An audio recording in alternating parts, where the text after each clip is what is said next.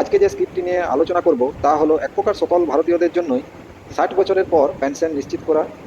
1,000 থেকে 5,000 টাকা পর্যন্ত মান্থলি পেনশনের এই প্রকল্পটি শুরু হয়েছিল 1 জুন 2015 থেকে।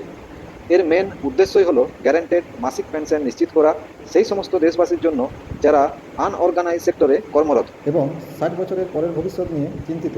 এর মাধ্যমে আপনি পেতে পারেন খুব অল্প পরিমাণ প্রিমিয়ামের দ্বারা 60 বছরের পর মান্থলি গ্যারান্টেড পেনশন 1,000 থেকে 5,000 টাকা পর্যন্ত। প্রিমিয়াম কত লাগবে তা নির্ভর করছে আপনার এই স্কিমে এন্ট্রি পিরিয়ড এবং আপনি কত টাকা পেনশন নিতে ইচ্ছুক তার উপর। তবে মনে রাখবেন, কেবলমাত্র একজন একটি অ্যাকাউন্টই খুলতে পারবেন। এই স্কিমের এন্ট্রি পিরিয়ড হলো 18 থেকে 40 বছর এবং মিনিমাম পেনশন হলো 1,000 টাকা এবং ম্যাক্সিমাম পেনশন 5,000 টাকা। আপনি প্রিমিয়াম জমা করতে পারেন মান্থলি, কোয়ার্টারলি এবং অ্যানুয়ালি বেসিসে। তবে এটি পরে চাইলে পরিবর্তনও করা যায় বছরে একবার।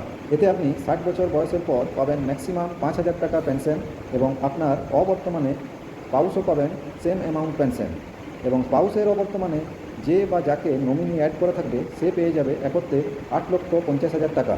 তবে যদি আপনি 1,000 বা 2,000 টাকার পেনশনের জন্য বর্তমানে অ্যাপ্লাই করেন তবে কিন্তু 8,50,000 টাকাটা সেই অনুপাতেও কমতে থাকবে।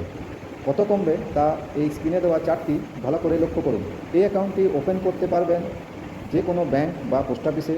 এর জন্য লাগবে একটি আইডি প্রুফ এবং একটি অ্যাড্রেস প্রুফ ও এক কপি ফটো। আধার কার্ড ম্যান্ডেটারি নয়, তবে পরে অ্যাড করতে হবে। এবং একটি সেভিংস অ্যাকাউন্ট লাগবে যেটি থেকে প্রতি মাসে বা কোয়ার্টারলি বেসিসে টাকা আপনার অটো ডেবিট হয়ে এই অ্যাকাউন্টটিতে জমা হবে। এবং সাথে লাগবে একটি বৈধ ফোন নাম্বার।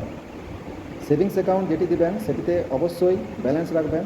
যদি কোনো কারণে ব্যালেন্স না থাকে এবং অটো ডেবিট ফেসিলিটি যদি কোনো কারণে বন্ধ হয়ে যায় তখন পেনাল্টি কাটবে। আপনি যে সারা বছরে টোটাল অ্যামাউন্ট জমা করছেন তা ট্যাক্সে ছাড় পাবেন 80 CCDতে।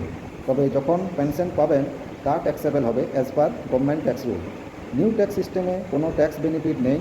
তবে আপনি যদি একজন ট্যাক্স পেয়ার হন তাহলে অ্যাকাউন্ট ওপেন করতে পারবেন না। এটি প্রথম যখন চালু হয়েছিল তখন ইনকাম ট্যাক্স পেয়াররাও করতে পারতেন। তবে 1 অক্টোবর 2022-এর পর থেকে এই নিয়মে পরিবর্তন করা হয়েছে। যদি আপনি অ্যাকাউন্ট খুলে দিয়েছেন কিন্তু তারপর আপনার ইনকাম বেড়েছে, তাই আপনি বর্তমানে ট্যাক্স পেয়ার, তাহলে আপনার অ্যাকাউন্টের কী হবে?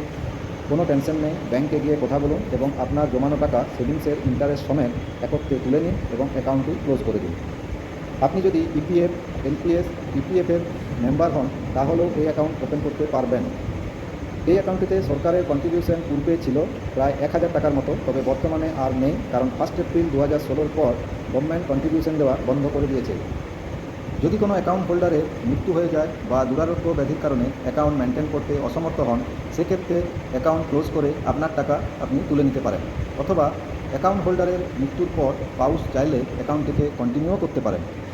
ফর এক্সাম্পল, কোনো অ্যাকাউন্ট হোল্ডারের মনে করুন 50 বছর বয়সে মারা গেলেন, তখন স্পাউস চাইলে অ্যাকাউন্টটি ক্লোজ করে টাকা তুলে নিতে পারেন অথবা বাকি 10 বছর কন্টিনিউ করে তারপর পেনশন গ্রহণ করতে পারেন। এক্ষেত্রে স্পাউস তার আজীবন পেনশন গ্রহণ করবে এবং তার মৃত্যুর পর যে নমিনি থাকবে সে ওই যে বাকি টাকাটা, অর্থাৎ যদি 5,000 টাকার পেনশনের জন্য অ্যাপ্লাই করা থাকে সেক্ষেত্রে 8,50,000 টাকা রিটার্ন পেয়ে যাবে। যেহেতু অ্যাকাউন্টে অটো ডেবিট ফ্যাসিলিটি থাকে এবং গভর্নমেন্ট অ্যাকাউন্ট, তাই অ্যাকাউন্টটি ট্রান্সফারের দরকার হয় না।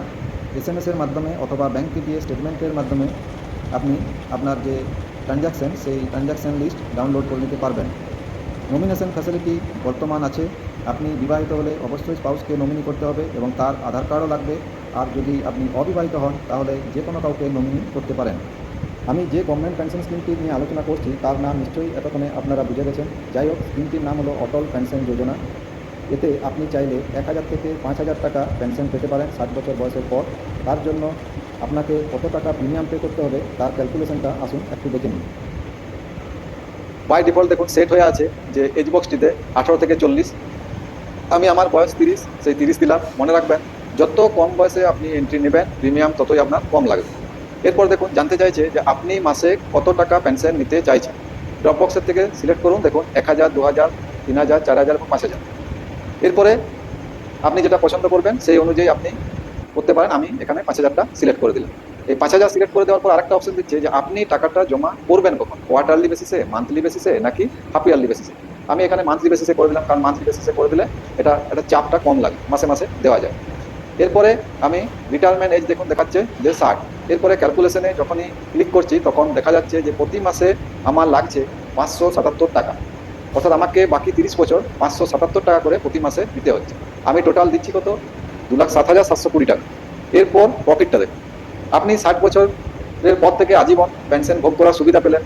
আপনার অবর্তমানে আপনার স্পাউস যতদিন বাঁচবে ততদিন পেনশন উপভোগ করতে পারবে, এবং স্পাউসের অবর্তমানে যিনি নমিনি থাকবেন, অর্থাৎ যাকে নমিনি আপনি করে যাবেন, সে অ্যাট এ টাইম 8,50,000 টাকা গভর্নমেন্টের ঘর থেকে পেয়ে যাবে। ভিডিওটি কেমন লাগলো তা অবশ্যই কমেন্টে জানাবেন। ভালো লাগলে লাইক শেয়ার অবশ্যই করবেন এবং সাথে চ্যানেলটি সাবস্ক্রাইব করে দেবেন।